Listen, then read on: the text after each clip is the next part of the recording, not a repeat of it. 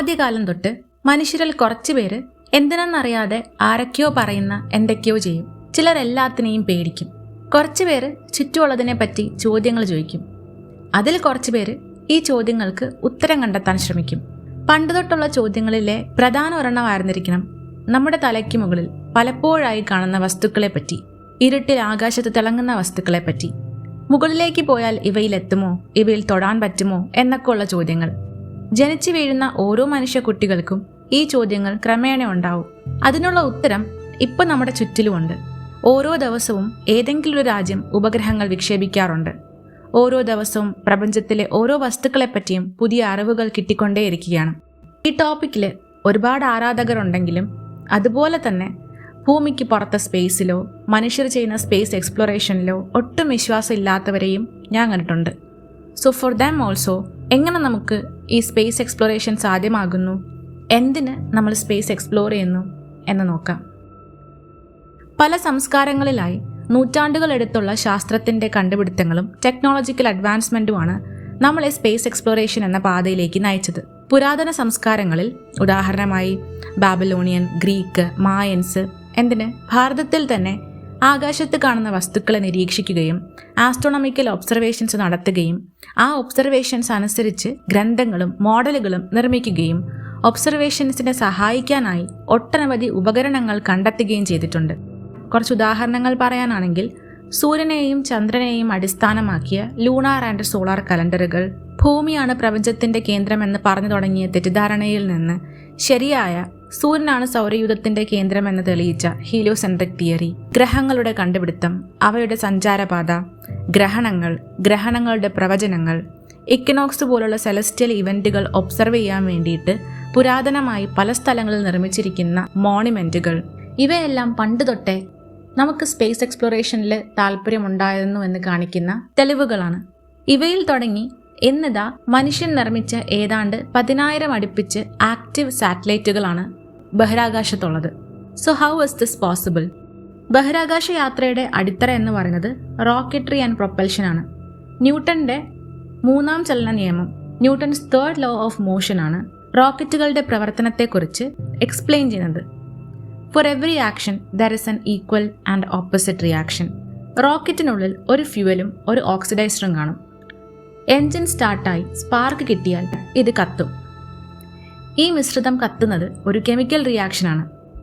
ഈ റിയാക്ഷന്റെ ഫലമായി ചൂടുവാതകങ്ങൾ ഉൽപ്പാദിക്കാൻ തുടങ്ങും. അതിനുശേഷം ഈ വാതകങ്ങൾ വികസിക്കും. എന്നിട്ട് ഈ വാതകങ്ങൾ റോക്കറ്റിന്റെ എൻജിനിൽ നിന്നും പുറന്തള്ളപ്പെടും. വളരെ വേഗത്തിൽ, വളരെ ഫോഴ്സോട് കൂടിയായിരിക്കും ഈ ഗ്യാസുകൾ എൻജിനിൽ നിന്നും പുറത്തേക്ക് വരുന്നത്. അപ്പോൾ അത്രയും തന്നെ ഈക്വൽ ആയിട്ടുള്ള വേഗതയിലും ഫോഴ്സിലും ഈ റോക്കറ്റ് മുകളിലേക്ക് പോകും. ഏതെങ്കിലും ഒരു സ്പീഡിൽ പോയാൽ പോരാ. നമുക്ക് ബഹിരാകാശത്ത് എത്തണമെന്നുണ്ടെങ്കിൽ ആദ്യം ഭൂമിയുടെ ഗ്രാവിറ്റിക്ക് പുറത്ത് കിടക്കണം. അതിന് വേണ്ടിയിട്ടുള്ള ഒരു നിശ്ചിത വെലോസിറ്റിയാണ് എസ്കേപ്പ് വെലോസിറ്റി. എസ്കേപ്പ് വെലോസിറ്റി എത്തിക്കഴിഞ്ഞാൽ നമ്മുടെ റോക്കറ്റിന് ബഹിരാകാശത്തെത്താം. ഈ റോക്കറ്റ് മുകളിലോട്ട് പോകും തോറും ഭാരം കുറയ്ക്കാനായി പല പല സ്റ്റേജിലായി ഓരോരോ ഭാഗങ്ങളെ റിമൂവ് ചെയ്യും. അതിനുശേഷം എവിടെയാണോ പോകേണ്ടത് അതനുസരിച്ചിട്ടുള്ള ട്രജക്ടറി ചെറിയൊരു എൻജിൻ മെയിൻറ്റെയിൻ ചെയ്യും. അവിടെ പാലിക്കപ്പെടുന്നത് ഓർബിറ്റൽ മെക്കാനിക്സിൻ്റെ നിയമങ്ങളായിരിക്കും. ഓർബിറ്റൽ മെക്കാനിക്സിൻ്റെ സഹായത്തോടു കൂടി ഒരു ഗ്രഹത്തിൻ്റെയോ ഉപഗ്രഹത്തിൻ്റെയോ സാറ്റലൈറ്റുകളെ ഓർബിറ്റ് ചെയ്യാൻ സഹായിക്കുന്നു. ആൻഡ് ഇതെല്ലാം മനുഷ്യനിർമ്മിതമാണ്.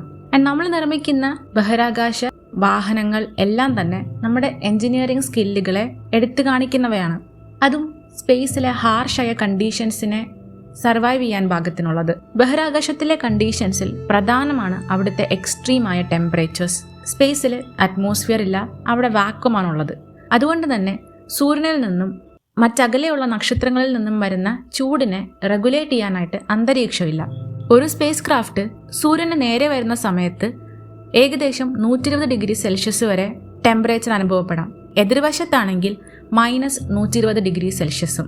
ഇതുപോലെയുള്ള വലിയ രീതിയിലുള്ള വ്യത്യാസങ്ങൾ സർവൈവ് ചെയ്യാൻ പാകത്തിനുള്ള തെർമൽ പ്രൊട്ടക്ഷൻ സിസ്റ്റംസ് ഉപയോഗിച്ചാണ് നമ്മുടെ ബഹിരാകാശ വാഹനങ്ങൾ നിർമ്മിച്ചിരിക്കുന്നത്. മറ്റൊരു പ്രധാനപ്പെട്ട ചലഞ്ചാണ് കോസ്മിക് റേഡിയേഷൻ. ബഹിരാകാശം മുഴുവനും സൂര്യനിൽ നിന്നും മറ്റകലെയുള്ള നക്ഷത്രങ്ങളിൽ നിന്നിട്ടും ഹൈ എനർജി പാർട്ടിക്കിൾസ് കൊണ്ട് നിറഞ്ഞതാണ്. ഈ റേഡിയേഷൻസ് ബഹിരാകാശ വാഹനങ്ങളുടെ ഇലക്ട്രോണിക് എക്യുപ്മെന്റുകൾക്കും ആസ്ട്രോനോട്ട്സിന്റെ ആരോഗ്യത്തിനും നല്ലതല്ല. ഇതിൽ നിന്നും രക്ഷ നേടാനായിട്ട് റേഡിയേഷൻ ഷീൽഡിംഗ് ഉള്ള സ്പേസ് ക്രാഫ്റ്റുകളാണ് നമ്മൾ നിർമ്മിക്കുന്നതും റേഡിയേഷനിൽ നിന്ന് ആസ്ട്രോനോട്ടിനെ സഹായിക്കാൻ വേണ്ടിയിട്ട് പ്രത്യേകതരം സ്യൂട്ടുകളുമുണ്ട്. പിന്നെ മറ്റൊരു ചലഞ്ചാണ് സ്പേസിൽ നിറയെ ചെറിയ ചെറിയ മൈക്രോമീറ്ററോയിഡുകളുണ്ട്. അതും വളരെ വേഗത്തിൽ സഞ്ചരിക്കുന്ന മൈക്രോമീറ്ററോയിഡുകൾ. ഇതിൽ ചെറിയൊരു ഭാഗം വന്ന് സ്പേസ് ക്രാഫ്റ്റിനെ ഇടിച്ചു കഴിഞ്ഞാലും വലിയ നാശം ഉണ്ടാകും. അതുകൊണ്ട് തന്നെ ഇവയെ ഷീൽഡ് ചെയ്യാൻ പാകത്തിനുള്ള പ്രൊട്ടക്റ്റീവ് എക്യുപ്മെൻറ്റുകളും നമ്മുടെ സ്പേസ് ക്രാഫ്റ്റിൽ നമ്മൾ നിർമ്മിക്കാറുണ്ട്. ഈ പറഞ്ഞ പ്രശ്നങ്ങളൊക്കെ ഓവർകം ചെയ്യാൻ പറ്റുന്ന അഡ്വാൻസ്ഡ് രീതിയിലുള്ള മെറ്റീരിയൽസ് നമ്മൾ നിർമ്മിച്ചിട്ടുണ്ട്. ഉദാഹരണമായി കാർബൺ കോമ്പോസിറ്റുകൾ, അലുമിനിയം അലോയ്സ്, ടൈറ്റാനിയം അലോയ്സ്, മൈക്രോമീറ്ററുകളിൽ നിന്ന് രക്ഷ നേടാൻ വേണ്ടിയിട്ട് Kevlar, high temperature polymers, aerogels, ഇതൊക്കെയാണ് പ്രധാനമായിട്ട് നമ്മൾ ഉപയോഗിക്കുന്ന advanced materials.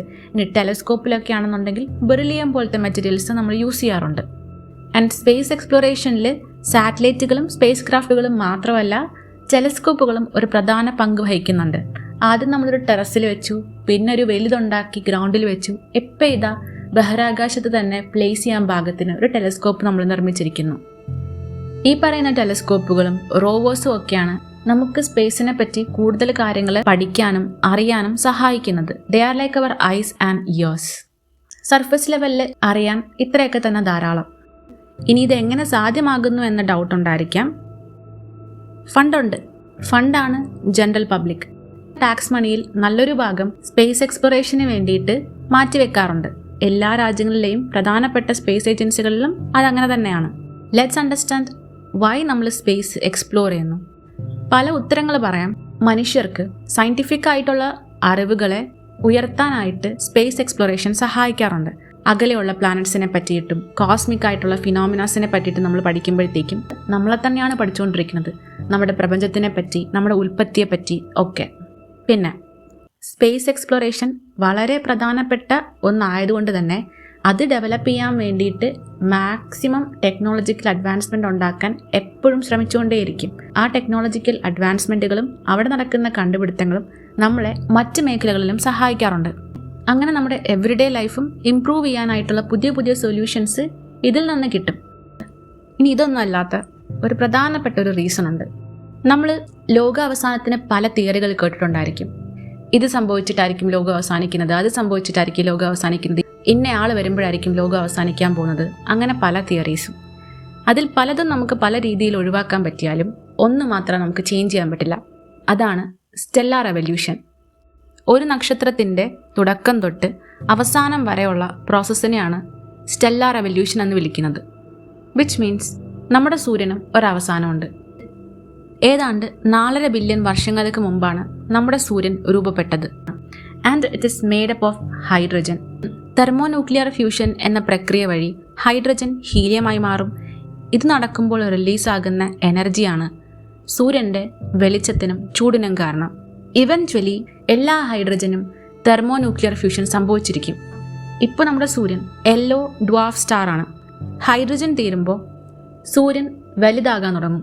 Mercury, Venus, Earth, Mars, Jupiter വരെ പോയേക്കാം വലിപ്പം എന്നാണ് കണക്കാക്കുന്നത്. ഇത് തന്നെയാണ് നമ്മൾ സ്പേസ് എക്സ്പ്ലോർ ചെയ്യാനുള്ള കാരണവും.